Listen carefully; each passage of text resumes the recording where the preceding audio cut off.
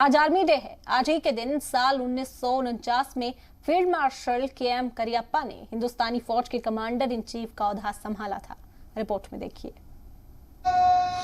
हिंदुस्तानी फौज आज अपना 75वां यौम तासीस मना रही है। इस बार का आर्मी डे कई मायनों में खास है।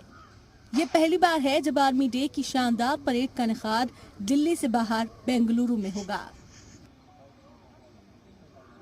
बेंगलुरु के एमईजी एंड सेंटर के परेड ग्राउंड में आर्मी डे परेड का इनेकाद होगा।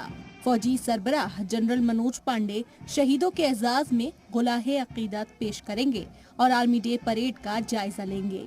आर्मी डे परेड में Madras regiment, artillery regiment, para SF, Bombay engineer group, Mahar regiment, Madras engineering group, army service corps का एक घुड़सवार दल और एक मिलिट्री बैंड का दस्ता परेड मार्च करेगा।